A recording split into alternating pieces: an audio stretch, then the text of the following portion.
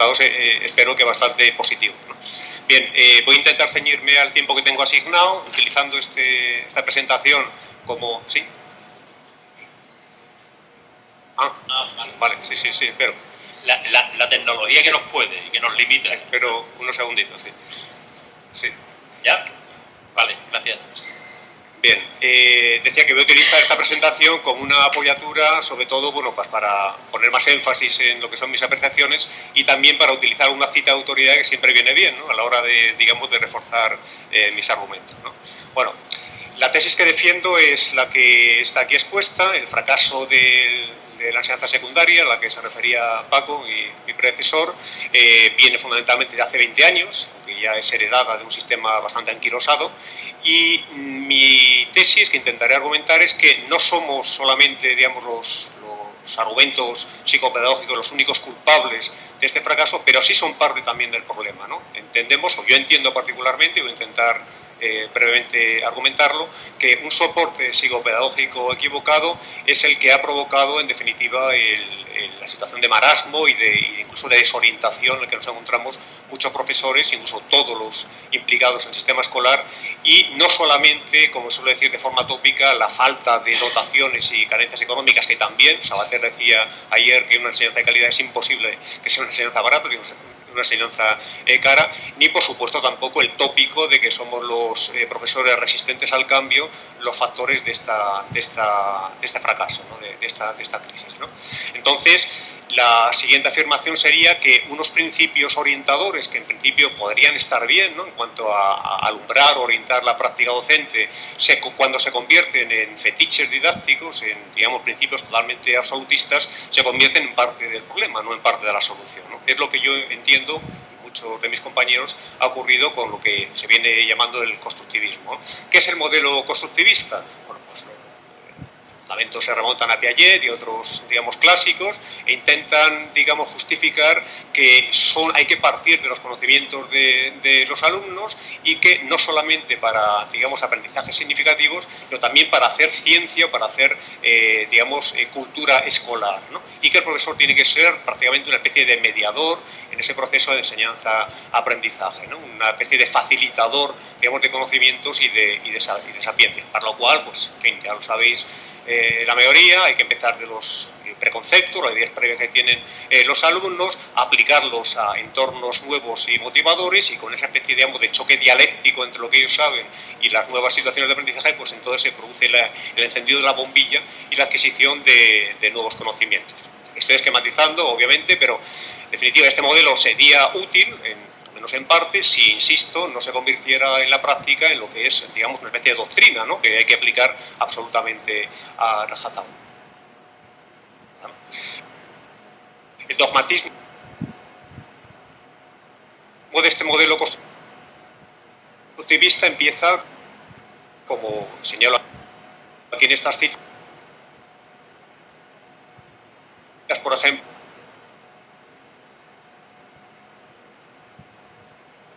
con Driver, cuando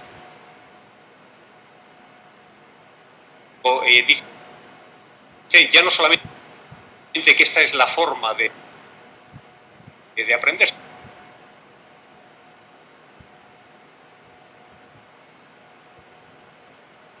sino que es la única forma de aprender, ¿no? Hay citas textuales, están en cursiva. Lo único que se puede hacer, dice, lo único es crear experiencias de aprendizaje, ¿no?, para que los alumnos, los niños, construyan sus propios significados. Es decir, no se plantea otro tipo de, digamos, de itinerarios, otro tipo de estrategias o metodologías de aprendizaje, sino esta es la única, ¿no?, estas situaciones motivadoras, ¿no? O, por ejemplo, Hodgson, otro de los, digamos, de los referentes, ¿no?, que en la enseñanza de la ciencia, la sofisticación teórica de la ciencia hay que, digamos, alejarla y partir solamente y,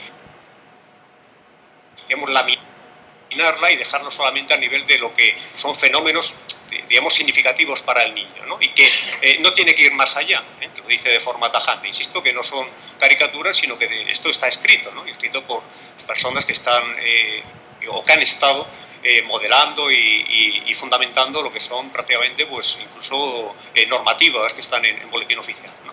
Entonces, ¿qué críticas se pueden aducir a este modelo fallido, ¿no? Modelo que en el diagnóstico estamos todos prácticamente de acuerdo. No hay nadie que diga que la educación va viento en popa, ¿no? Salvo algunas autoridades educativas que todavía siguen planteando, ¿no?, que estamos en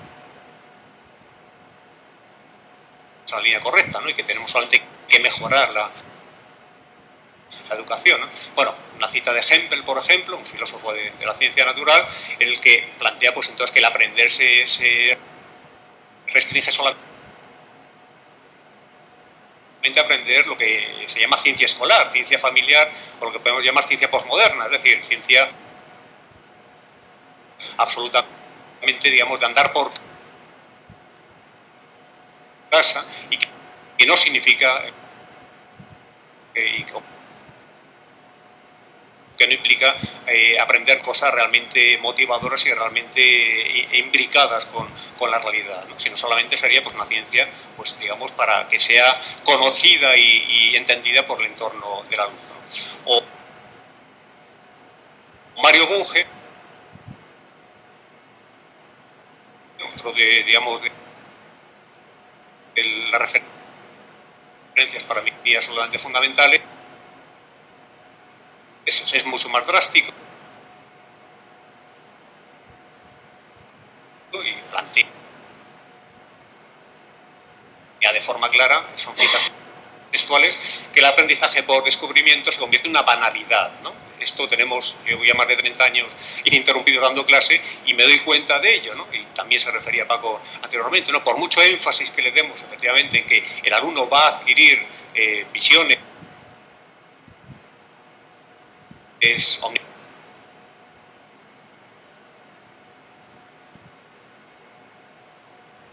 comprensivas de la realidad, en definitiva, las visiones que acaban teniendo son o bien falsas o bien absolutamente, insisto, de andar por casa, ¿no? Es decir, cogidas con alfileres, ¿no? Entonces, él lo dice así, ¿no? Porque rehúye lo que es fundamental a la ciencia, que es una definición magnífica, que es el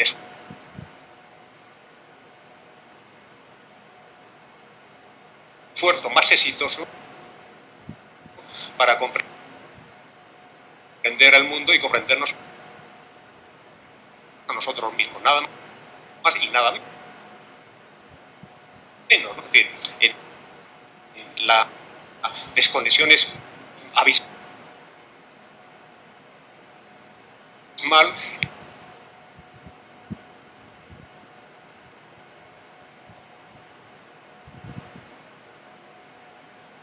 entre lo que debe ser la pretensión de la ciencia y también de la ciencia escolar y lo que en definitiva son resultados que es literalmente pues el parto de los montes, ¿no? Más críticas también develadoras, ¿no?, de este fracaso, ¿no? Sigo con Mario Bunge, ¿no? Dicen que el constructivismo pedagógico no solamente es falso, pero también es, como decía también el profesor Tobeña ayer, es pensamiento tóxico, ¿no? Utilizar sus palabras que son bastante reveladoras, ¿no? Porque es perjudicial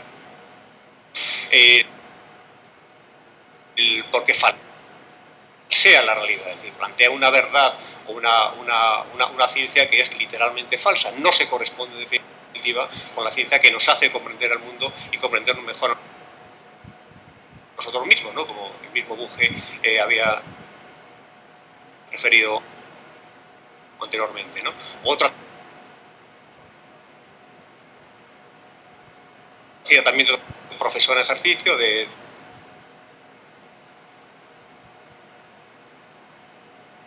Arroyo, en la que me referí anteriormente, que es, insisto, lo que es la causa o una de las causas del problema del fracaso escolar. Es que se absolutizan o se fetichizan totalmente lo que son principios principios didácticos. Y esto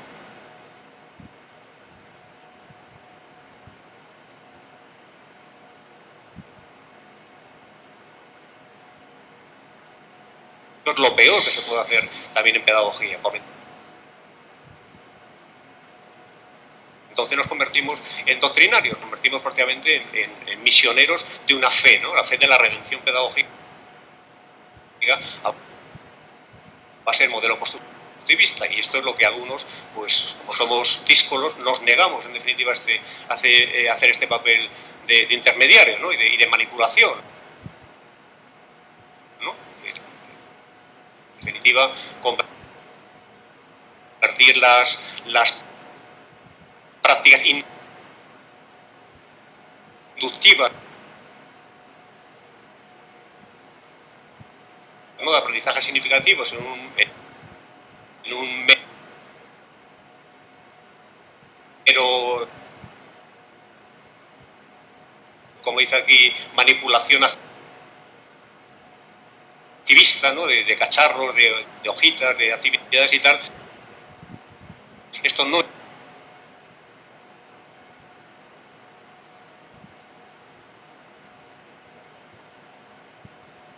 es ciencia, ni siquiera tampoco es ciencia escolar. Esto es la deformación de lo que es ser un genuino modelo de aprendizaje. José Penalba, un pedagogo que venía, una cita reciente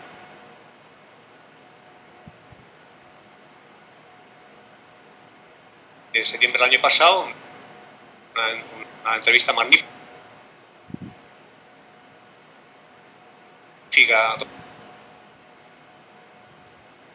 páginas en escuela, lo decía también de forma meridiana, de forma diáfana, ¿no? El constructivismo ha absolutizado la idea de que lo central es el alumno, ¿no? de que el niño es lo fundamental, ¿no? Y el profesor es solamente, digamos, una especie, como decía antes, de facilitador de conocimiento, una especie de intermediario, y que debe estar, digamos, lo menos protagonista posible de la situación, ¿no? Incluso yo he llegado a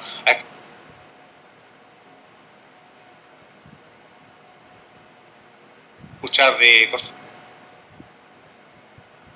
vista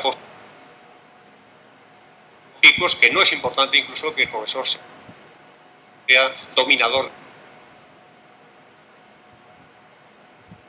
de la materia. Está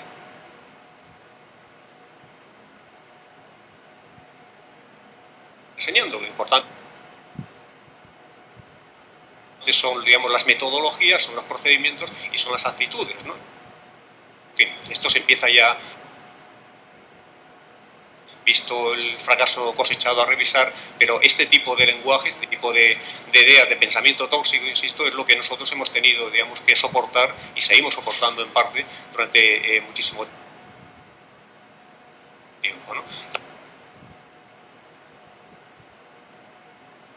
La pedagogía actual es conservadora, por mucho se disfrace un discurso progresista, porque intenta mantener el statu quo, intenta mantener sus propias situaciones de privilegio.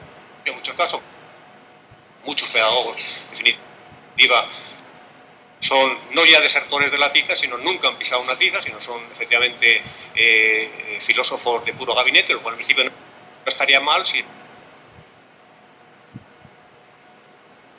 estuvieran conectados con la realidad de las aulas, ¿no? Pero esto en muchos casos,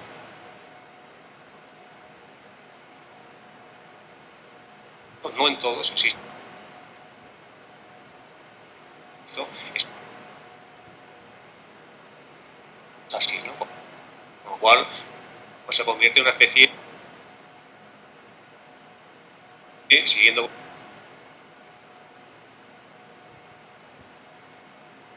con el modelo de la tribu de Marina, pues una especie, digamos, de hechiceros de la tribu, ¿no? Que tienen el control de la situación, ¿no? Y las soluciones mágicas también para abordar situaciones problemáticas. Bueno, no se lee muy bien, pero López Gay en Alambique, otra revista también de Se hacen las ciencias, por otro lado muy interesante, también lo planteaba en cuanto son situaciones, pues, que Paco se refería anteriormente, ¿no? En cuanto a cualquier tipo de, digamos, de valorización, ¿no? Y de evaluación genuina, ¿no? De lo que realmente saben y saben hacer nuestros alumnos, pues no se de cada mal porque realmente la tienes ya, ¿no? Pero son situaciones realmente muy decepcionantes, ¿no? La capacidad, digamos, de conocimiento y de interpretación que tienen nuestros chavales, pues es absolutamente precaria, ¿no? Bueno, no se lee muy bien, pero en definitiva ahí se plantearía también que otra de las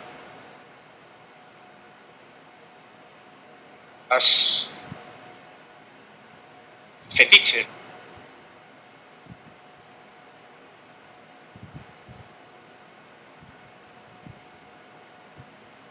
¿no? De los errores, por ejemplo, de plantear el modelo constructivista, ese modelo, digamos, del conflicto cognitivo, ¿no?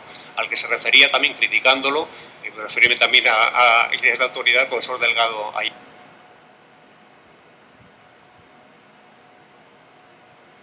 ¿no? En el sentido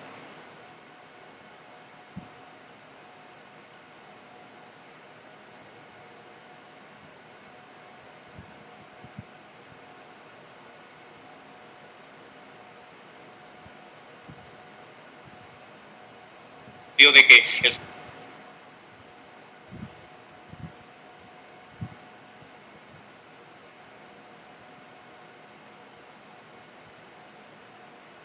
cerebro es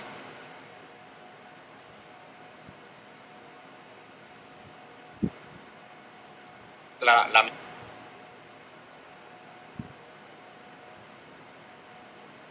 mentalidad también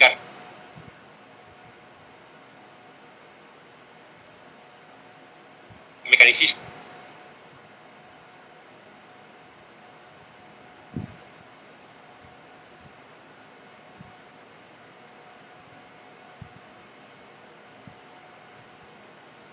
del cerebro, una especie de esponja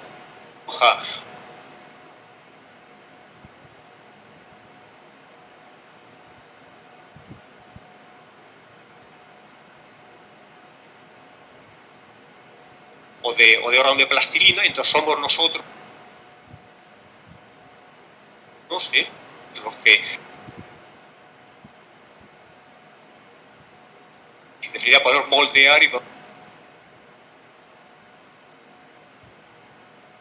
hacer que con ese choque entre lo que son ideas previas del alumno o ideas alternativas, el lenguaje políticamente correcto, y lo que nosotros planteamos, situaciones nuevas motivadoras, pues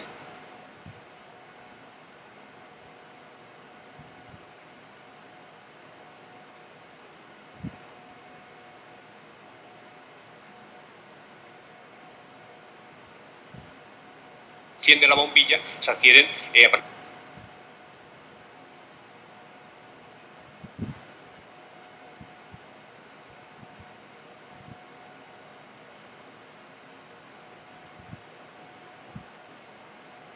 mensajes absolutamente nuevos. Esto estamos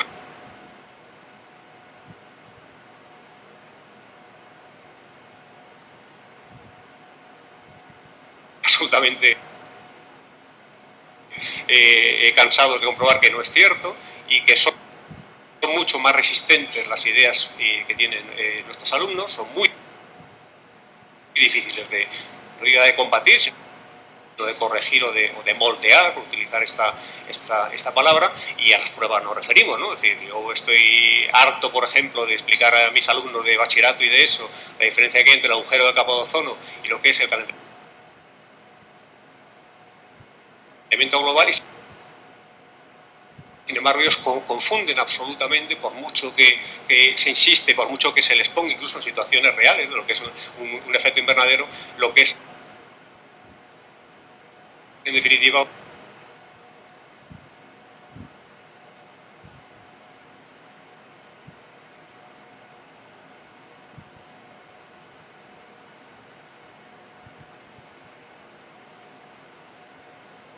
una situación de irradiación que ocurre en la estratosfera y una situación, digamos, de incremento del calor que ocurre en la troposfera. Esto es prácticamente de discusión, y posteriormente, después de esos 2 minutos, intervenimos. ¿Paco? Bueno, tengo que intentar irme al plano donde ha situado la discusión Daniel. Niego la mayor. No creo que si hoy entramos en una clase cualquiera, lo que veamos es un modelo constructivista. Es decir, que si hoy entramos... No. Oye, no he pagado la clase, ¿eh? No. A ver, ya que me habéis... Vamos, ya que yo creo que está bien lo de polemizar.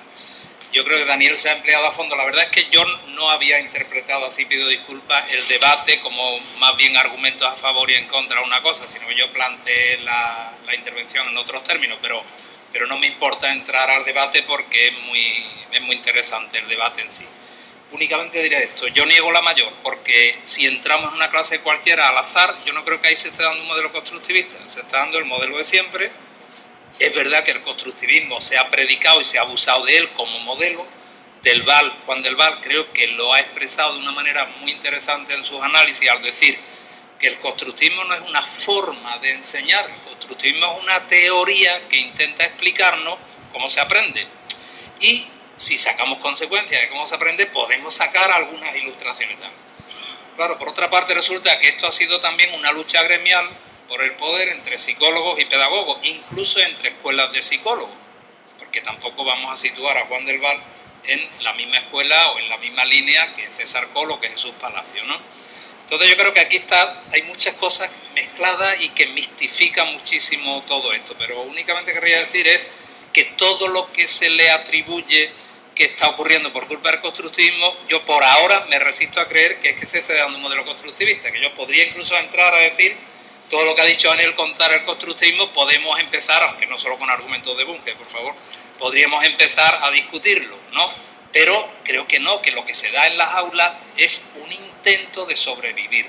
Y ese intento de sobrevivir desordenado, ¿le vamos a llamar a eso método constructivista? Cuando lo que hay es que muchos de los profesores están haciendo allí lo que pueden.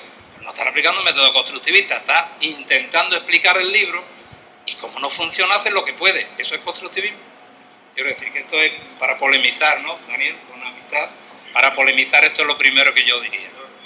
Una aclaración, no he dicho que los alumnos, los profesores practiquen o practiquemos el modelo constructivista, no, practican un activismo mecanicista que es en definitiva una especie, digamos, de secuela de un intento bien intencionado de aplicar el modelo constructivista. No sé si era ambicado un poquito la situación, ¿no? El modelo constructivista es imposible llevar en el aula en las circunstancias en las que nos desenvolvemos actualmente. 30 alumnos, por ejemplo, en segundo de ESO, como tengo yo, por ejemplo, creo que hay un chaval de necesidades educativas especiales, predelincuentes, alumnos brillantes, alumnos desmotivados. El modelo constructivista es absolutamente ilusorio plantearlo, ¿no? Entonces, como tú bien dices, sobrevivimos solamente en el aula, ¿no? Pero una adulteración del modelo constructivista genera mucha frustración y genera también mucha impotencia, ¿no? Y eso es lo que está intentando llevar muchos profesores, de mi opinión, mal orientados.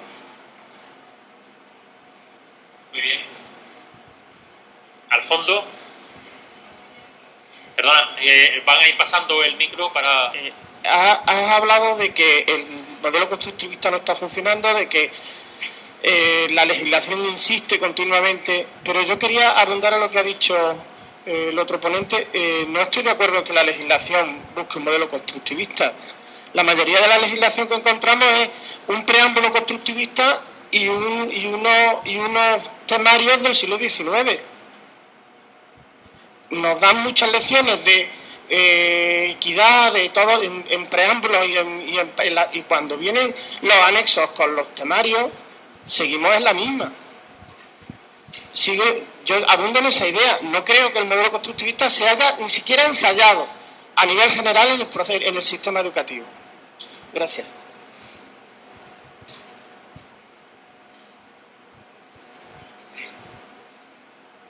No, ya. Bien, no pensé que iban a contestar. No, quería señalar algunas cosas tanto a un ponente como a otro. En primer lugar, con respecto a don Francisco, decirle que la investigación de Esteves, yo tuve ocasión de contestarla y en un artículo amplio que tuvo cierta repercusión, y no es que la critique, creo que no estaba bien enfocada y que sacar muchas conclusiones de ella nos puede llevar por un camino equivocado. Quiero decir lo siguiente.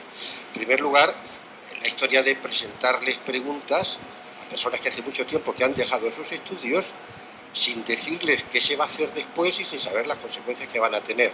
Segundo, yo creo que hay un problema de base bastante serio y es confundir lo olvidado con lo no sabido.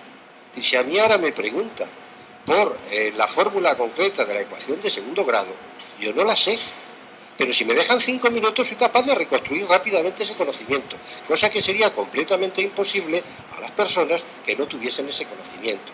Creo que a muchas de las personas que les hicieron esa encuesta debían haberle dado esta segunda oportunidad para no decir de forma tan solemne que no sabían o que se ha perdido, que se ha olvidado. Es decir, el cerebro humano tiene que olvidar para aprender cosas nuevas, pero eso no quiere decir que no lo sepa, sino sencillamente que lo olvide. Decirlo. Segundo, yo creo que la clave aquí está, y lo has apuntado muy bien, en el tema de la formación del profesorado. Hay que recordar que en secundaria no ha habido ninguna formación del profesorado, que ahora se están formando, parece que conforme a ciertos parámetros de lógica, los profesores. Al no tener ningún tipo de formación, el gran soporte han sido los libros de texto. Y los libros de texto son el gran salvavidas. De hecho, yo llevo muchos años visitando profesores de instituto. Apenas he visto alguna clase en la que la guía absoluta no sea el libro de texto. Hablo en general, no estoy hablando de que no haya profesores que no lleven libros de texto, que sí que los hay, pero la gran mayoría llevan libros de texto, entre otras cosas porque nadie les ha dicho cómo tienen que dar una clase, nadie les ha enseñado modelos de ningún tipo. Es más, se ha extendido una corriente de auténtico desprecio de todo lo que signifique aprovecharse de las experiencias y de los conocimientos acumulados sobre cómo se puede enseñar bien, lo cual es muy problemático, porque claro, al final, ¿cómo se van a defender? Quería decir también, respecto a otros compañeros, al otro compañero, decir también que a veces el no manejar los datos nos hace que los pronunciemos con error. Yo sé que la LOSE casi tiene la culpa de todo, raro es que no tenga la culpa de la crisis económica actual, que creo que también se insinúa. Pero hay que decir ciertas cosas que se desconocen. La LOSE, con respecto a la educación general básica, por ejemplo, ha retrasado los datos del fracaso escolar al menos 2 años. Es decir, lo que antes ocurría en sexto y séptimo de GB, que eran auténticos, sitios donde machacaban a los alumnos, donde se producía una catarata de suspensos tremendo, hoy se ha pasado a segundo y a tercero. Es decir, hemos recuperado algo en sexto de primaria, lo que antes era equivalente en sexto de primaria, lo que antes era el equivalente a sexto de GB, y en séptimo de primaria, lo que era equivalente. Estos son datos objetivos, es decir, que contar cuántos alumnos comenzaban en primero de GB y llegaban a octavo de GB y por consiguiente sabías claramente cuántos habían abandonado el sistema antes de tiempo, contar los repetidores, contar cuántos aprueban, contar cuántos suspenden, estos son datos objetivos, no son datos igual que hoy se cuentan, no es por consiguiente una opinión. Hay otra cuestión también que le quería plantear a Daniel, y es el siguiente. Yo hay una cosa que no entiendo por más que me digan. ¿Quién es el profesor que se siente obligado a seguir algo? El profesor hace en la clase como cree que lo tiene que hacer, o como que puede hacerlo, o como sabe hacerlo. Pero eso de que alguien le haya obligado a hacer algo, en la clase los profesores están haciendo lo que consideran más oportuno que tienen que hacer. No se ven forzados en absoluto a aplicar eso. Más bien lo que hacen es lo que ha dicho el compañero, desde luego modelos constructivistas, es que la gran mayoría no sabe ni lo que es eso. Han oído hablar algo de eso. Pero lo que hacen es dar el libro, porque es lo único que les han enseñado a hacer. Es lo único que les han enseñado a hacer, porque no han tenido ningún tipo de preparación. Quería decir también que a veces, cuando se habla y se hacen estas cosas, hay una especie de sinécdoque profesional. Yo veo, por ejemplo, que eres una persona que te ha preocupado mucho y que conoces y que sabes y hablas con un gran fundamento de causa. Pensar que eso ocurre en general en todo el sistema educativo y en todos los profesores, creo que eso es tomar la parte por el todo, pero que en realidad no hay tal asunto. Y decir, porque claro, no quiero hacer esto más largo. Yo creo que hay algunas cosas que se has dicho que son ciertamente temerarias. Por ejemplo, el alumno jamás puede aprender por sí mismo. Yo creo que esto es temerario. Habrá cosas que no y habrá cosas que sí. Y hay bastantes evidencias, bastantes pruebas y bastantes datos científicos que así lo dicen. Evidentemente, cuando hablamos del alumno, podemos hablar del alumno desde los 3 años hasta los 21 años, hasta los 22.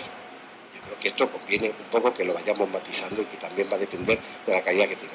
Y decir, hombre, finalmente, que muchas de las citas hay que reconocer que tenían un auténtico sentido profético, ¿verdad? Hay que ver, Mario Bunge, desde el año 73 ya sabía lo que iba a pasar en el año 2008 y en el año 2010, hay que reconocerle, era un gran científico, un gran metodólogo, pero hay que reconocer que tenía una cierta capacidad de profecía. Nada más, muchas gracias.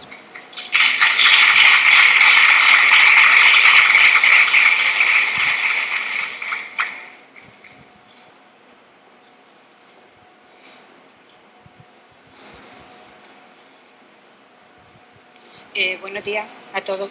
Muy difícil en un minuto, 2 minutos, plantear la situación del sistema educativo y cómo tenemos que enseñar, cómo tenemos que manejar todos estos datos de los que nos habláis. No voy a entrar en la teoría del aprendizaje, ni la constructivista, ni la inductista, porque eso son teorías que pueden ser aplicables o no aplicables a nuestro día a día.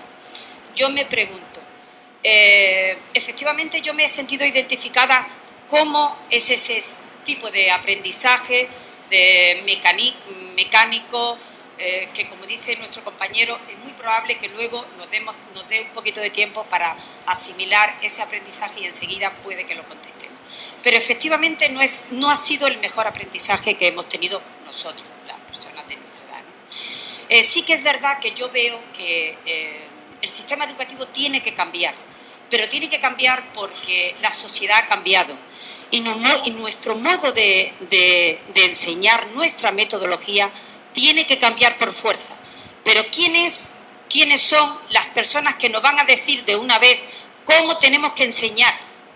Porque estáis los pedagogos, están los psicólogos, están los políticos, estamos nosotros que estamos recibiendo toda la información que vosotros nos estáis dando. Y por supuesto necesitamos continuamente formación para asimilar esos nuevos aprendizajes. Y yo la necesito como docente y la estoy aplicando en la medida que puedo, como dicen mis compañeros. Yo voy aplicando nuevas metodologías, me estoy dando cuenta cómo el alumno recibe ese aprendizaje que yo le doy, lo voy adaptando, pero de aquella manera muy superficial, es decir, necesitamos formación, pero buena formación. Y yo creo que nos tenemos que olvidar un poquito de los libros, porque los libros nos encasillan mucho. Nos van del tema 1 al tema 5, del tema 5 al tema 10, y desde luego tenemos que aplicarlo a la realidad que tenemos. Y eso sí tenemos que concienciarnos de que la metodología la tenemos que cambiar. Pero ¿quién nos enseña a cambiar esa metodología? Si somos personas, la verdad, muy trabajadoras, que estamos aplicando los poquitos conocimientos que tenemos en metodología, pero necesitamos formación, pero buena formación. Estos cursos, desde luego, no solamente deberíamos estar aquí los profesores, sino los padres también, para tomar conciencia de qué es el aprendizaje, de qué tienen que enseñar eso a sus hijos y de qué tenemos que enseñar nosotros. Pero desde luego estamos aquí con una voluntad muy grande para ver si asimilamos algo nuevo que podamos aplicar en la escuela. Y espero que los pedagogos, los psicólogos, nos iluminen para que podamos hacer una nueva metodología aplicable a nuestra nueva sociedad.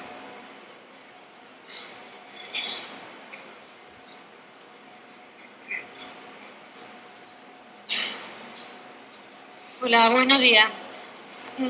Acaba nuestra compañera de decirnos que nos tienen que decir cómo tenemos que enseñar. Realmente los que nos dicen cómo tenemos que enseñar son los niños, son los alumnos. Ellos, si tú vives con ellos y vibras con ellos y estás con ellos formando un grupo, son ellos los que te van a ir mostrando cómo, o sea, las herramientas precisas que tú le tienes que dar para que ellos aprendan. Ese es mi punto de vista. O sea, está bien utilizar lo mejor del constructivismo, lo mejor de todas las ideas pedagógicas que tú tienes, las pongas en práctica, porque enseñar quiere decir y aquello que no te sirva, quitarlo, y aquello que te sirva, ir para adelante con ello. Pero enseñarte la fórmula mágica de enseñar no te la va a enseñar nadie. Te pueden dar nociones, pero la idea principal es que el profesor capte las necesidades del alumno. Y ahí, esa es mi idea, claro está, y ahí vaya para adelante, y ahí construya. Gracias.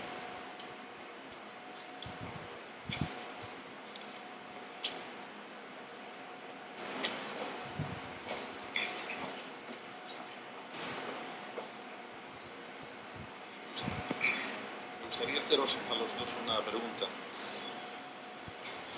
¿Se oye? ¿Se oye? Porque claro, nos damos cuenta, estamos...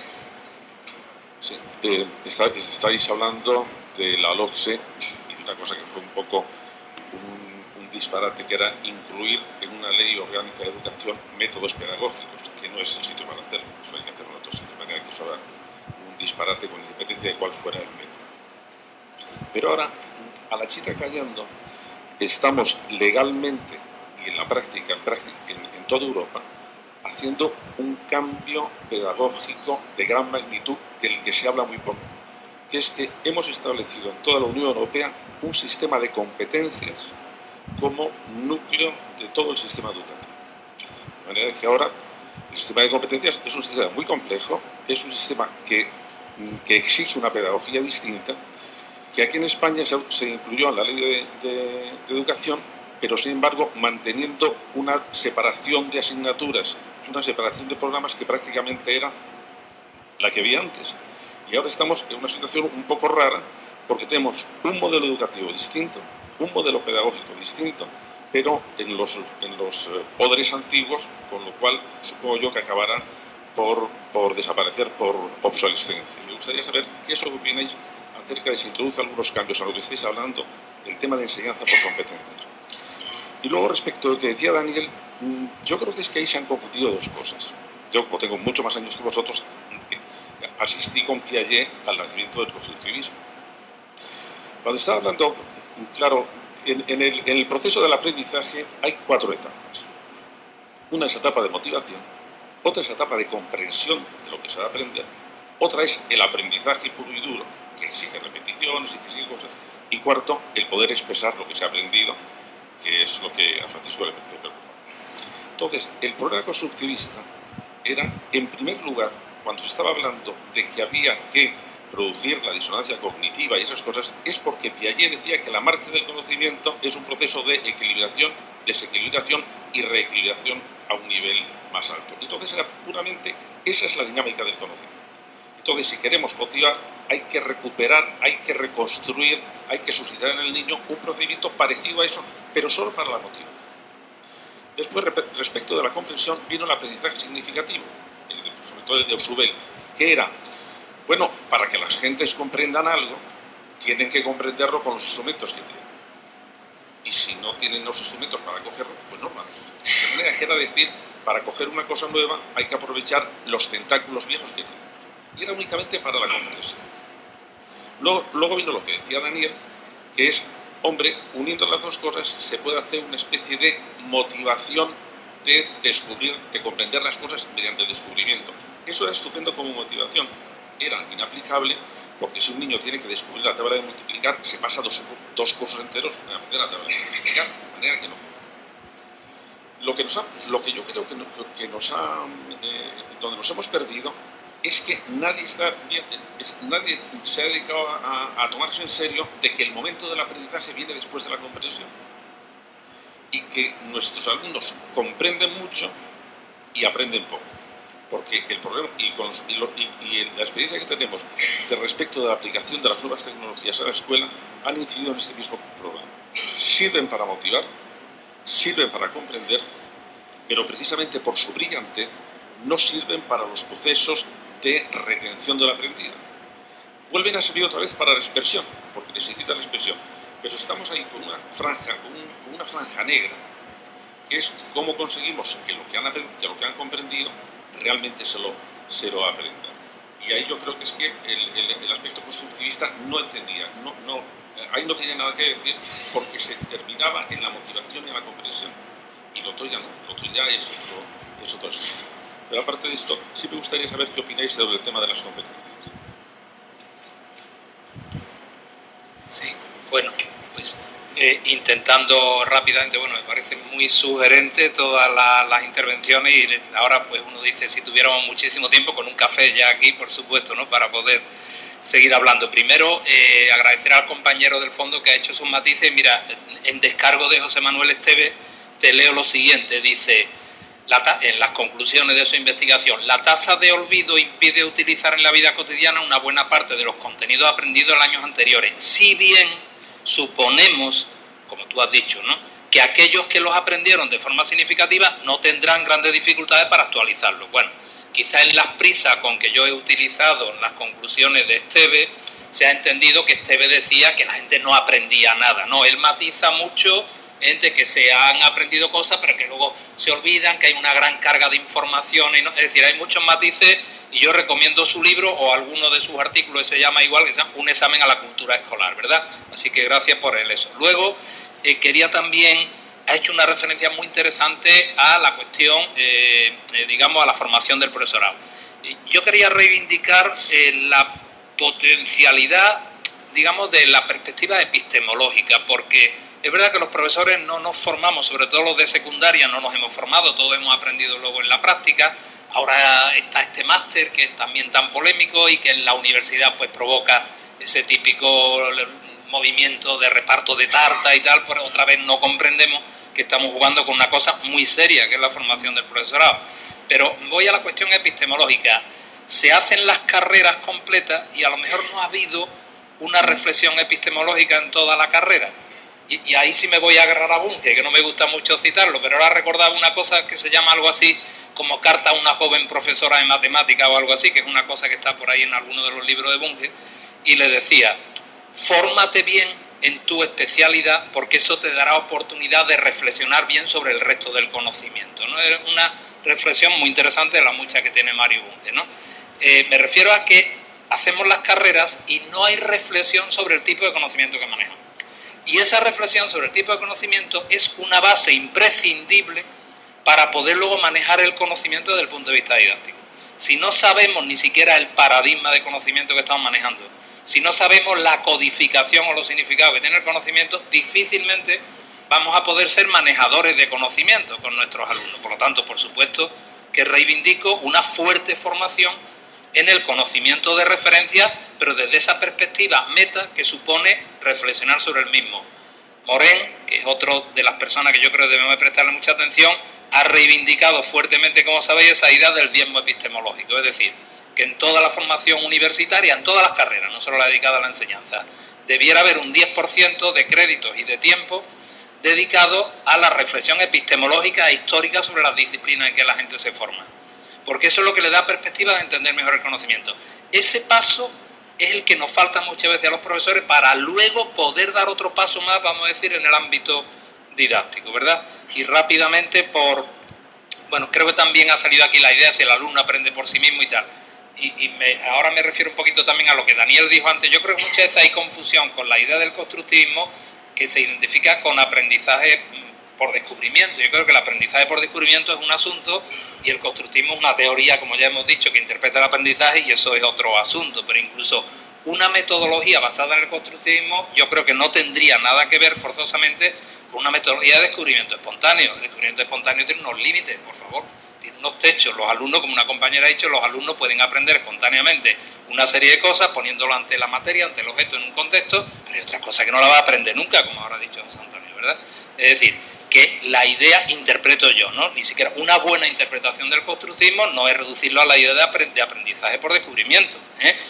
Lo que ocurre es que pensadores como Tonucci, por ejemplo, ha insistido mucho que la escuela, en cuanto empieza en la misma etapa infantil, empieza a cortarle el progreso en el descubrimiento que los niños tienen en la vida, digamos, fuera de la escuela. Y esto también es lamentable. Quiero decir que desde que entra en la escuela el alumno aprende a no hablar, a no hacerse preguntas, a esperar que le digan la respuesta, y ahí perdemos una posibilidad de aprendizaje tremenda. Esto Tonucci lo tiene bastante teorizado. Pero insisto, eso por una parte, pero por otra, la cultura escolar que queremos enseñar es imposible que se aprenda por descubrimiento.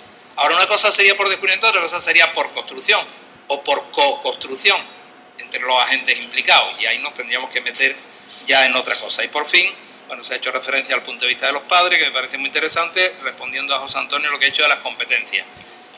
Primero yo matizaría, yo creo que las leyes educativas no marcan verdaderamente la realidad del desarrollo de la educación.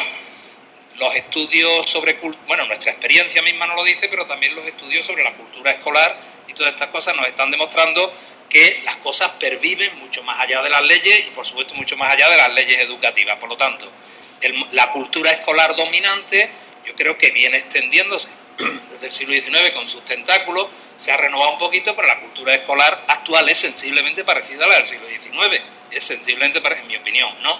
Por lo tanto, una ley educativa creo que no lo cambia, pero una ley educativa te puede dar apoyatura para hacer otras cosas, porque como ha dicho un compañero, efectivamente los profesores podemos hacer muchas cosas en las clases. La ventaja de las leyes es que por lo menos te dé un marco en el que tú te puedas defender ante alguien que te critique, ¿verdad? Y la incorporación de la idea de competencia a mí me parece interesante en el sentido de que por fin es integradora. Me da muchísimo miedo de la filosofía que hay detrás de las competencias, porque yo creo que eso ya es una filosofía, vamos a decir, más neoliberal, que va a ir reconduciendo a la gente hacia competencias muy definidas según el oficio que vaya a ejercer en la sociedad. Pero ese es otro tema. Desde el punto de vista puramente educativo, creo que la idea de competencia es muy interesante por lo que tiene de integrador, porque por primera vez la idea de competencia te viene a decir que lo que se sabe, la manera de saberlo y la aplicación a la práctica actuando tienen que ir juntos. Pero has desvelado muy bien cuál es la contradicción. Una vez dicho eso, yo no puedo decir que a continuación el currículum se estructura en historia, geografía, yo no sé cuánto, y además tema 1, tema 2, tema 3, porque precisamente esa fragmentación del conocimiento y esa zaramalla de dividir en conceptuales, procedimentales, actitudinales, creo que no tiene nada que ver con la idea de la filosofía de las competencias en lo que para mí tiene de bueno. Antes de contestar al profesor Marina, quería matizar lo que ese compañero de atrás decía. Dos apreciaciones. Primero, niego la mayor, eso de que el profesor, una vez cerrada la puerta de su aula, sea autónomo y libre para ejercer su docencia. Eso es falso, literalmente. Bueno, hay falso caso concreto, por ejemplo, de profesores que han tenido el inspector de turno dentro de la clase, ¿no? Haciendo comisario político, por ejemplo, va a ver cómo y de qué manera ejercía la docencia, ¿no? Eso hay casos reales, ¿no? Aparte, déjame, no te he interrumpido, déjame continuar, por favor. Pero déjame continuar, por favor. Déjame continuar. Es un dato no anecdótico, pero es un dato real, ¿no? Aparte de ello, a los que no hemos tenido la presencia del inspector en las clases, sin embargo, sí tenemos otra serie de herramientas o de instrumentos disuasores o alentadores que, en definitiva, significan una coerción a la libertad de cátedra, el hecho, por ejemplo, de ejercer la docencia. Llámese, por ejemplo, el número de aprobados suspensos, llámese, por ejemplo, el papel en relación con el cumplimiento, ¿no?, de las programaciones didácticas, llámese o no, por ejemplo, y acentuado con el reglamento orgánico de centros en Andalucía, con tu cercanía, proximidad o no al director del centro, llámese, por ejemplo, la presencia de departamentos de orientación o los departamentos de coordinación didáctica futuros y el ROC sigue adelante, que van a ser más vuelta de tuerca sobre el control ideológico del profesorado. Es decir, son hechos reales, no son vaticinios ni absolutamente especulaciones, ¿no? Eso es lo primero. Y lo segundo, en relación también con que el profesor, por ejemplo, o los profesores seguimos siendo, digamos, prácticamente indigentes y desconocedores pedagógicos, es cierto, efectivamente, como decía Paco, que todos hemos sido autodidactas. Nadie, por ejemplo, tuvimos conocimientos pedagógicos, pasamos o no pasamos un curso del CAP insuficiente, pero, hombre, la presencia de movimiento de renovación pedagógica, el contacto con los alumnos, la propia experiencia docente significa un bagaje y un caudal de competencias, de conocimientos y actitudes que no se puede echar en saco roto. Entonces, no vale esa especie, digamos, de laminación sobre el profesorado diciendo que todavía, al cabo de 1, 2, 3 o 4 décadas de docencia, por ejemplo, siguen siendo indigentes pedagógicos, ¿no? Eso es rigurosamente falso, ¿no? Y termino ya solamente, déjame que termine ya, contestar al profesor Marina. Yo veo dos peligros al tema sugerente de las competencias, por ejemplo, educativas. El primero, que otra vez sea una improvisación y una auténtica burocracia. Es decir, de hecho lo vamos a tener este año. Por ejemplo, este año vamos a calificar con el sistema de notas, por ejemplo, de 1 a 10, el 0 está desterrado, ¿no? Pero al mismo tiempo tenemos en las cuadrillas, en las actas,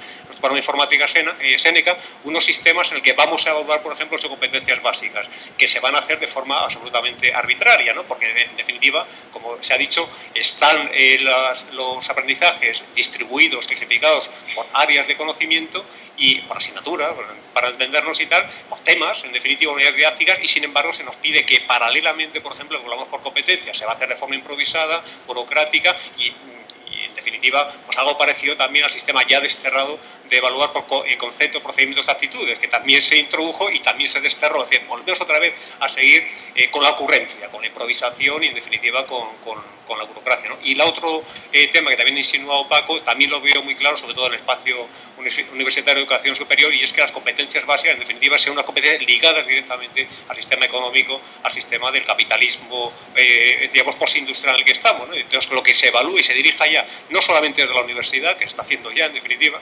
sino incluso ya de la enseñanza secundaria y creo que no de la primaria, se encaucen ya los alumnos a hacerlos ya perfectamente ya definidos y perfilados para que desempeñen de forma acrítica y de forma funcional, por ejemplo, un puesto de trabajo que es el sistema económico y los mercados, utilizar esta palabra tan de moda últimamente, el que imponga, y no que seamos precisamente los docentes o las autoridades educativas o los profesores los que, digamos, también con los padres y demás, pues los que tengamos carta en el asunto. Este peligro, insisto, no que sea una paranoia, pero yo lo veo bastante cercano, ¿no? Y luego el peligro de improvisación, pues Antonio, lo veo clarísimo, porque tenemos ya un poquito de años encima y estamos ya, somos una especie como perros apaleados, ¿no? Es decir, se ha jugado mucho con nuestro tiempo y con nuestra disponibilidad y con nuestra motivación, ¿no? Para encontrarnos otra vuelta de tuerca con más de lo mismo.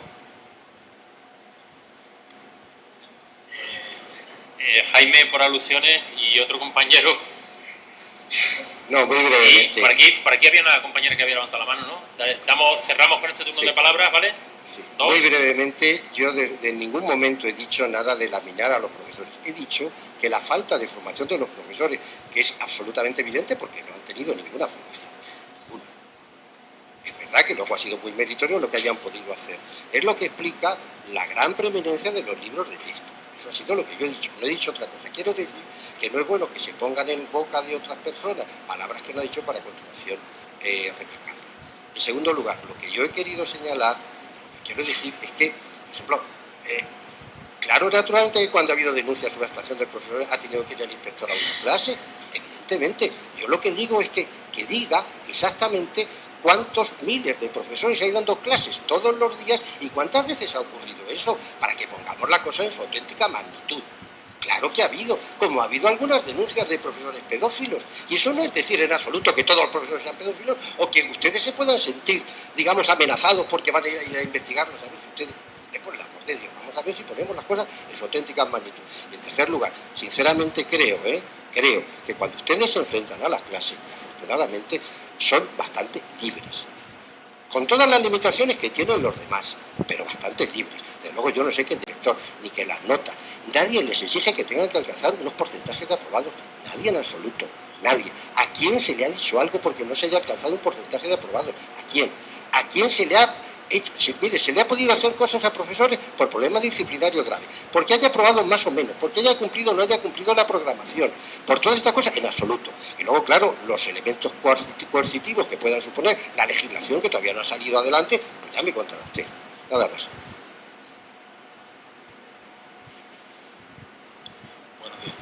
Bueno, yo quería, saliendo un poco de este debate, ¿no? Y teniendo en cuenta que estábamos hablando aquí, que estamos en lo de las dos culturas, el conocimiento, se ha hablado de fomentar el interés en el alumno. Y hay una cosa en la que es una palabra que no se ha dicho, quizás se ha dicho, pero que es muy importante, que es el esfuerzo. Entonces, el profesor, con el muro que tropieza, es con el de la falta de esfuerzo en el alumno. Hay, por supuesto, un esfuerzo del profesor. No voy a entrar en nada de lo que se ha discutido aquí, y lo que sí que estoy seguro es que hay un esfuerzo por parte del profesorado, y una sociedad en la que viven unos alumnos en una cultura en la cual el esfuerzo se ha, digamos, quedado un poco como algo que no interesa. No digo que a lo mejor años fuera el esfuerzo algo más importante. Desde luego también se usaba el castigo y se usaban otras cosas muy que no tiene. Pero bueno, lo que sí que está claro es que los alumnos no tienen interés por aprender, porque no tienen interés por esforzarse, y aprender requiere esfuerzo. Entonces, hablar de una labor educativa por parte del profesor muy meritoria o menos meritoria, con una compleja metodología o menos compleja, y chocar con una falta de esfuerzo de la parte discente, no significa que por muy bueno que sea el docente, por mucho que se esfuerce, por mucho que...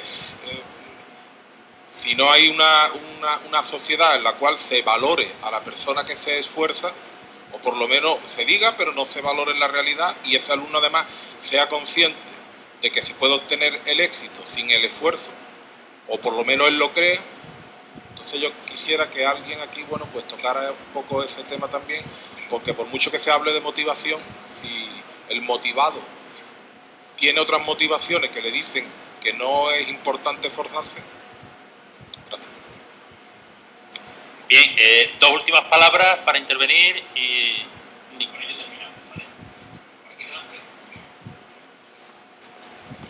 Y allí, sí, que venía de antes.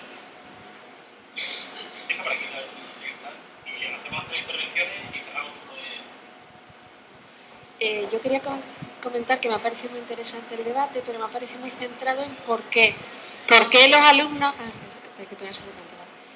Que me ha parecido muy interesante el debate y muy fundamentado, pero muy centrado en por qué los alumnos no han aprendido lo suficiente, ¿no? Con posturas distintas. Pero yo quisiera salir de aquí con más información sobre cómo podemos hacer que los alumnos aprendan más, ¿no? Me han parecido muy interesante la reflexión del profesor Marijuán sobre que el método inductivo, el conflicto cognitivo es suficiente para determinados aprendizajes, pero no para todos, hasta cierto punto, o lo que dice el profesor Marina, de que sí para la motivación, para la comprensión, pero quizá no tanto para la retención.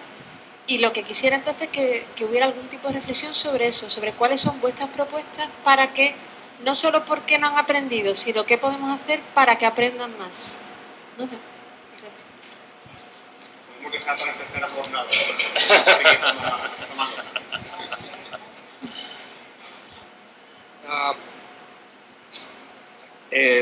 Vamos a ver, yo que me dedico a algo aparentemente muy extraño en España, que es la experimentación o el trabajo experimental, con la idea que ustedes han puesto aquí en 1 hora y pico, yo tendría trabajo para 1000 años. O sea que eso de largar hipótesis y teoría y sustentarlas en otras hipótesis y teoría y negarlas por las teorías del otro y tal y cual, me parece fantástico, pero si no hay datos, directamente eso no sirve absolutamente para nada. Yo lamento decírselo, eso no sirve para nada. Me hubiese gustado las citas de Mario Bunge, me parecen también fantásticas, están muy bien escritas, los chistes eran también de calidad, pero si quieren tener idea de algo, el libro de la investigación científica de Mario Bunge, les aseguro, no conozco ni un solo científico, ni español ni extranjero, que se lo haya leído. Eso se lo leen los críticos de Mario Bunge y se lo leen también pues, los discípulos de Mario Bunge, pero los investigadores, desgraciadamente o afortunadamente, no se lo leen. Yo le hubiese agradecido poner un estudio piloto. Alguien, con la pasión que despierta este tema, ya me hubiese gustado que cuando Juanvi dijo aquello que el hipocampo reside en la memoria, yo dije que no, alguien hubiera aplaudido, pero eso les da igual. Pero en esto parece, uno dice una cosa, le aplaude, el otro dice otra cosa, y también le aplaude. Luego hay aquí opiniones, pero no hay datos. Y lamentablemente, y encima lo que decía Marina, hombre, fíjense que si la teoría está en la ley, uno se puede comprar el BOE, no se tiene que comprar ni el libro ya, porque es que ya está puesto y se ahorra el dinero que vale el libro. Esto, para tomárselo con un poco de seriedad, y yo no entiendo bien el tema, no he conseguido captar a favor de quién me tengo que poner, pero lo pensaré y luego les mando un email. Aquí hacen falta datos. Un estudio piloto. Me parece una barbaridad que nadie haya aplicado una teoría sin una cosa que sea un verdadero experimento, que diga, no, vamos a lesionar a los niños, no vaya a ser que lo hagamos constructivista y luego el niño salga demasiado listo o salga muy torpe. Un miserable estudio piloto es lo mínimo que se podía pedir, no a ustedes evidentemente, sino a las autoridades que defienden una manera de enseñar u otra. Y lo que dicen aquí, bueno, los que dan clases tienen su propia experiencia. Yo tengo una experiencia de 40 años dando clases y he creado una escuela de neurociencia en la cual han participado fácilmente 1000 personas. Me da mi opinión, pero eso no es una teoría. Yo les puedo decir cómo yo enseño, pero ya que aplican una teoría, traten de hacer el experimento singular, que es hacer un estudio piloto en un colegio donde se aplique y se vean los resultados, porque sin eso esto es hablar en mano.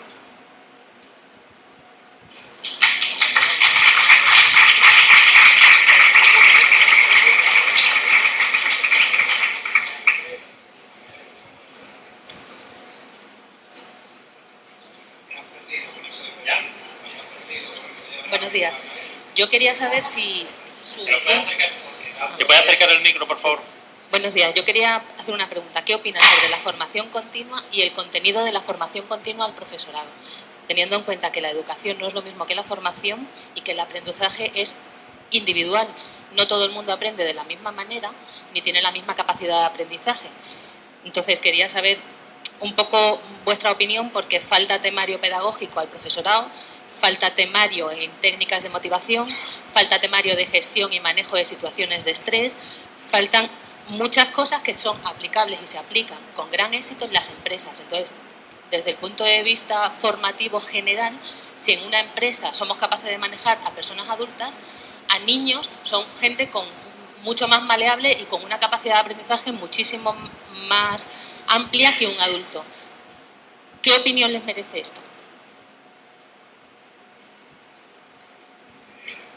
Que tiene experiencia en los máster, por ejemplo, te refieres a educación permanente de profesorado, de educación secundaria, te puedo informar, ¿no? Yo, en principio, que es un avance frente a los CAP es evidente, ¿no? Ahora, que eso vaya a solucionar todas las lagunas y carencias del profesorado, pues ahí ya podríamos discutir más, ¿no? Paco puede dar su opinión. Sí.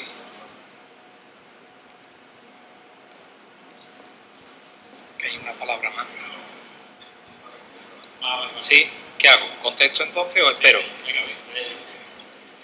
Espero.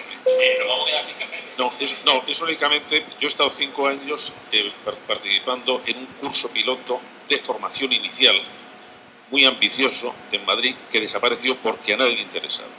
Es decir, la formación del profesorado no le ha interesado nunca a nadie. Ha habido un decreto de formación del profesorado que ha estado aplazándose la entrada en vigor durante 12 años, hasta que ya Pilar del Castillo dijo: ¿para qué vamos a seguir renovando la no puesta en práctica? Y lo quitaron. Lo de los máster no lo va a arreglar, tampoco, porque cuando estamos hablando de la formación del profesorado, en este momento hay un debate muy grande en toda Europa sobre cuáles son las competencias que debe tener un profesor de primaria y un profesor de secundaria. Y entonces las competencias no son competencias de didáctica de la asignatura, son competencias de enseñar. Son competencias de saber qué hacer en una clase, cómo enfrentarse con los problemas. Y entonces, por ejemplo, la competencia para resolución de conflictos forma parte de las competencias básicas del profesorado de secundaria. En Estados Unidos, de Daniel, que yo recibí hace poco, las normas para la selección de profesorados de secundaria dados por el National Board de los profesores de matemáticas, y primero era: hay que conocer la asignatura; segundo, hay que conocer la evolución de los chicos; tercero, hay que llevarse bien con la familia de los chicos. Y lo ponía en tercer lugar. ¿Por qué? Porque tienen la conciencia clara en Estados Unidos de que el enlace del profesor con las familias es fundamental. De manera que lo que estamos haciendo es intentando ver cuáles son las competencias que debe tener en este momento, dada la situación social, dada la probabilidad de la heterogeneidad de nuestros alumnos, los problemas que tenemos, qué competencias tienen que ser las del profesor, que no lo va a dar una facultad, porque una facultad va a hacer un máster en una asignatura, cosa que ya intentó hacerse en las escuelas de magisterio, en que iba a haber especialización de maestros desde el comienzo, con lo cual no había ningún maestro en general. Nosotros somos primero profesores que educamos a través de nuestra asignatura, y por lo tanto la formación del profesorado es una profesión mucho más amplia que la profesión y que la formación de la didáctica en una asignatura. Nosotros tenemos una formación educativa, una función educativa a través de una asignatura. Y ahora ya a estas alturas yo creo que el debate de si nosotros no educamos, sino que solo damos una instrucción, una asignatura, espero que ya haya desaparecido de los claustros, porque eso era un disparate. Brevísimamente, pero como han quedado varias preguntas en el aire, ya en parte se están respondiendo también a la compañera que decía: bueno, pero ¿qué podemos hacer? Porque hemos venido también a qué podemos hacer. Efectivamente, había planteado una cuarta parte, ¿no?, de mi intervención que iba por ahí, pero dejo en el aire solamente algunas ideas que yo iba a proponer. En el marco escolar hay que meterle el diente al tema de los espacios y los tiempos. Es decir, hay que modificar la arquitectura escolar, hay que modificar los cronogramas escolares. Es absurdo cambiar para aprender cada 50 minutos una cosa distinta de manos de un profesor distinto en una enseñanza, digamos, básica. Eso. En el tema del conocimiento escolar, yo creo que hay que acabar con el conocimiento escolar frío, codificado, cristalizado a lo largo del tiempo, y que en el siglo XXI ya no significa nada, y estructurar un nuevo conocimiento escolar en torno a problemas relevantes en la enseñanza básica, con buen respaldo científico detrás, pero problemas relevantes. El efecto invernadero, la lógica absurda del comercio mundial de alimentos, las agencias de calificación de la deuda, estos son los problemas relevantes. El sistema financiero, nada de eso se estudia en el sistema escolar. En el básico, en el obligatorio, no en el propedéutico que luego a lo mejor tiene que preparar a alguien en el bachillerato, ¿no?, para que vaya a una carrera. Entonces, reestructuración del conocimiento escolar en torno a problemas relevantes respaldados por buen conocimiento científico, del cual el profesor tiene que ser el manejador. Políticas educativas, mientras más lejos mejor, es decir, pocas políticas educativas, pocas regulaciones, cierto consenso, qué pena que no se llegue a un mínimo, aunque sean, ya van por 14 puntos, por 12, perdón, ¿no? O 14, ahora de nuevo Gabilondo ha vuelto a decir que son 14. Algo mínimo que no es de forma que la educación no esté sujeta a los vaivenes electorales. A partir de ahí, yo creo que nos deberían de dejar trabajar a los protagonistas de la educación. Relación con la sociedad, ya se ha dicho, es decir, tiene que haber una permeabilidad mucho mayor de familias y escuelas. Hay un muro de cristal a la puerta de las escuelas, las familias no pasan, los profesores no siempre nos agradan que pase porque cuestionan cosas que no queremos que cuestionen. Eso no puede seguir así, eso no puede seguir así. Los debates hay que intercambiar mucho más. No sé cómo hacerlo porque hay unas historias que hacen difícil que los padres o que las AMPAs dialoguen con los claustros y tal, pero es que eso es insostenible en el siglo XXI, ¿no? Y formación del profesorado, y uno con lo que otra compañera ha preguntado, formación del profesorado, nosotros tenemos una propuesta en torno a ámbitos de investigación profesional, no fragmentados, sino, José Antonio ahora también lo estaba diciendo, ¿en qué se tiene que formar un profesor, por ejemplo? ¿En saberse relacionar con la familia? Es que se tiene que formar en eso. En saber educar como adulto modélico a un adolescente, es que se tiene que formar en eso. En saber elegir buen conocimiento para trabajar buenos problemas, es que nos tenemos que formar en eso. Y ahora mismo ni los grados ni los posgrados nos están formando en eso, ¿no? Pero hay modelos. Y qué lástima que se ha levantado José María, pero lo iba a agobiar con una lista enorme de investigaciones. Lo que pasa es que no estaba planteado, en mi opinión, este debate como analizar una investigación, pero hay muchísima investigación sobre dónde están las dificultades de los alumnos para aprender el espacio, para aprender el tiempo.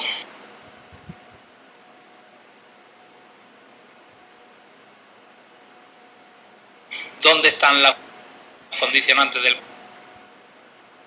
contexto escolar? ¿Por qué no se construyen bien los conceptos? ¿Cómo los profesores manejan el conocimiento o las rutinas escolares? Hay muchísima investigación, claro que hay. No estudios pilotos, muchísima investigación.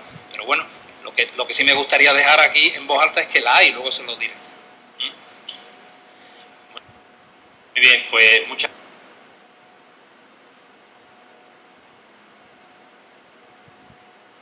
gracias.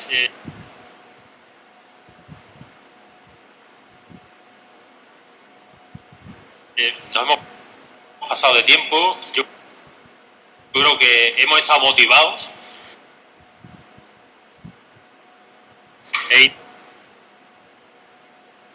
interesados por el debate y agradecer tanto a Paco como a Daniel su participación, y esperemos que esto sirva para seguir acrecentando una necesidad básica, que es nuestro conocimiento profesional como profesores.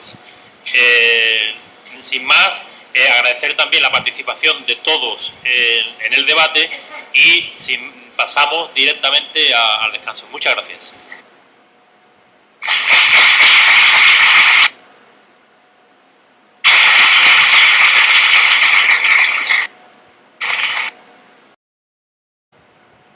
Revelador, ¿no? Porque es perjudicial porque falsea la realidad, es decir, plantea una verdad o una ciencia que es literalmente falsa, no se corresponde en definitiva con la ciencia que nos hace comprender al mundo y comprendernos mejor a nosotros mismos, ¿no? Como el mismo Bunge había referido anteriormente, ¿no? Otra también de profesor en ejercicio, de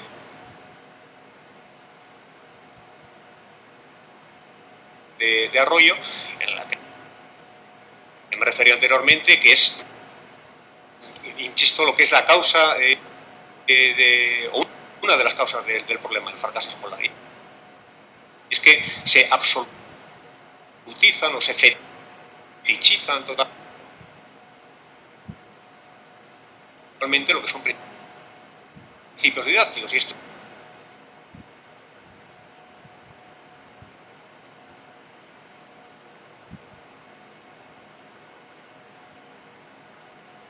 es lo peor que se puede hacer también en pedagogía. Entonces nos convertimos en doctrinarios, nos convertimos prácticamente en misioneros de una fe, ¿no? La fe de la redención pedagógica va a ser modelo constructivista, y esto es lo que algunos, pues como somos díscolos, nos negamos en definitiva a hacer este papel de intermediario, ¿no? y de manipulación, ¿no? En definitiva, convertir las prácticas inductivas, ¿no?, de aprendizaje significativos en un mero, ya de forma clara, son citas textuales, que el aprendizaje por descubrimiento se convierte en una banalidad, ¿no? Esto yo voy a más de 30 años ininterrumpido dando clase y me doy cuenta de ello, ¿no? Y también se refería Paco anteriormente, ¿no? Por mucho énfasis que le demos efectivamente en que el alumno va a adquirir visiones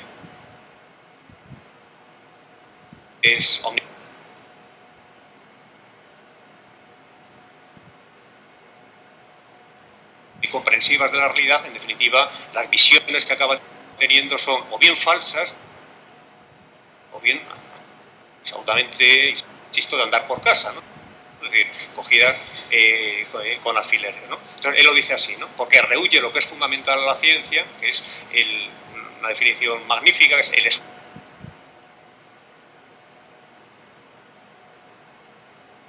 esfuerzo más exitoso para comprender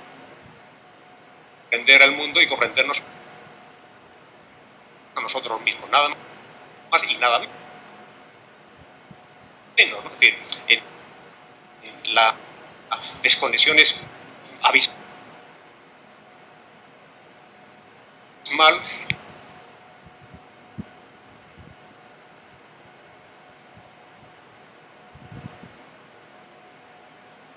entre lo que debe ser la pretensión de la ciencia y también de la ciencia escolar y lo que en definitiva son resultados que es literalmente pues el parto normal. Más críticas también develadoras, ¿no?, de este fracaso, ¿no? Sigo con Mario Bunge, ¿no? Dicen que el constructivismo pedagógico no solamente es falso, pero también es, como decía también el profesor Tobeña ayer, es pensamiento tóxico, ¿no? Utilizar sus palabras que son bastante, espero que bastante positivos, ¿no? Bien, voy a intentar ceñirme al tiempo que tengo asignado, utilizando esta presentación como... ¿Sí? Vale, sí, espero. La tecnología que nos puede y que nos limita. Espero unos segunditos, sí. ¿Ya? Vale, gracias. Bien, decía que voy a utilizar esta presentación como una apoyatura, sobre todo, bueno, pues para poner más énfasis en lo que son mis apreciaciones y también para utilizar una cita de autoridad que siempre viene bien, ¿no?, a la hora de, digamos, de reforzar mis argumentos, ¿no? Bueno, la tesis que defiendo es la que está aquí expuesta, el fracaso de la enseñanza secundaria, a la que se refería Paco y mi predecesor, viene fundamentalmente de hace 20 años, aunque ya es heredada de un sistema bastante anquilosado, y mi tesis que intentaré argumentar es que no somos solamente, digamos, los argumentos psicopedagógicos los únicos culpables de este fracaso, pero sí son parte también del problema, ¿no? Entendemos, o yo entiendo particularmente, y voy a intentar brevemente argumentarlo, que un soporte psicopedagógico equivocado es el que ha provocado, en definitiva, la situación de marasmo y incluso de desorientación en la que nos encontramos muchos profesores, incluso todos los implicados en el sistema escolar, y no solamente, como suelo decir de forma tópica, la falta de dotaciones y carencias económicas, que también, Sabater decía ayer que una enseñanza de calidad es imposible que sea una enseñanza barata, una enseñanza cara, ni por supuesto tampoco el tópico de que somos los profesores resistentes al cambio los factores de este fracaso, ¿no? de esta crisis, ¿no? Entonces, la siguiente afirmación sería que unos principios orientadores que en principio podrían estar bien, ¿no? En cuanto a alumbrar, orientar la práctica docente, cuando se convierten en fetiches didácticos, en, digamos, principios totalmente absolutistas, se convierten en parte del problema, no en parte de la solución, ¿no? Es lo que yo entiendo, muchos de mis compañeros, ha ocurrido con lo que se viene llamando el constructivismo, ¿no? ¿Qué es el modelo constructivista? Bueno, pues los fundamentos se remontan a Piaget y otros, digamos, clásicos, referentes, ¿no? En que la enseñanza de la ciencia, la sofisticación teórica de la ciencia hay que, digamos, alejarla y partir solamente y, digamos, laminarla y dejarlo solamente a nivel de lo que son fenómenos, digamos, significativos para el niño, ¿no? Y que no tiene que ir más allá, que lo dice de forma tajante. Insisto que no son caricaturas, sino que esto está escrito, ¿no? Escrito por personas que están o que han estado modelando y fundamentando lo que son prácticamente, pues, incluso normativas que están en boletín oficial, ¿no? Entonces, ¿qué críticas se pueden aducir a este modelo fallido, ¿no? Modelo que en el diagnóstico estamos todos prácticamente de acuerdo. No hay nadie que diga que la educación va viento en popa, ¿no? Salvo algunas autoridades educativas que todavía siguen planteando, ¿no? Que estamos en la línea correcta, ¿no? Y que tenemos solamente que mejorar la educación, ¿no? Bueno, una cita de Hempel, por ejemplo, un filósofo de la ciencia natural, en el que plantea, pues, entonces, que el aprender se restringe solamente a aprender lo que se llama ciencia escolar, ciencia familiar, o lo que podemos llamar ciencia posmoderna, es decir, ciencia absolutamente, digamos, de andar por casa, y que no significa que no implica aprender cosas realmente motivadoras y realmente imbricadas con la realidad, ¿no? Sino solamente sería, pues, una ciencia, pues, digamos, para que sea conocida y entendida por el entorno del alumno. O Mario Bunge, otro de, digamos, de las referencias para mí absolutamente fundamentales, es mucho más drástico y plantea e intentan, digamos, justificar que hay que partir de los conocimientos de los alumnos, y que no solamente para, digamos, aprendizajes significativos, sino también para hacer ciencia, para hacer, digamos, cultura escolar, ¿no? Y que el profesor tiene que ser prácticamente una especie de mediador en ese proceso de enseñanza-aprendizaje, ¿no? Una especie de facilitador, digamos, de conocimientos y de sapiencias, para lo cual, pues, en fin, ya lo sabéis, la mayoría, hay que empezar de los preconceptos, las ideas previas que tienen los alumnos, aplicarlos a entornos nuevos y motivadores, y con esa especie, digamos, de choque dialéctico entre lo que ellos saben y las nuevas situaciones de aprendizaje, pues entonces se produce el encendido de la bombilla y la adquisición de nuevos conocimientos. Estoy esquematizando, obviamente, pero en definitiva este modelo sería útil, menos en parte, si, insisto, no se convirtiera en la práctica en lo que es, digamos, una especie de doctrina, ¿no? Que hay que aplicar absolutamente a rajatabla. El dogmatismo de este modelo constructivista empieza, como señalo aquí en estas citas, por ejemplo,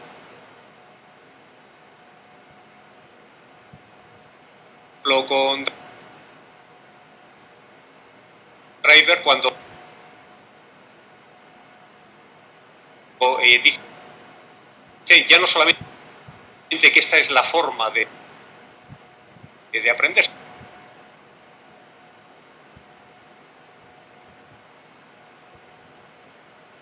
sino que es la única forma de aprender, ¿no? Hay citas textuales, están en cursiva, lo único que se puede hacer, dice, lo único es crear experiencias de aprendizaje, ¿no? Para que los alumnos, los niños construyan sus propios significados. Es decir, no se plantea otro tipo de, digamos, de itinerarios, otro tipo de estrategias o metodologías de aprendizaje, sino esta es la única, ¿no? Estas situaciones motivadoras, ¿no? O, por ejemplo, Hodgson, otro de los, digamos, de los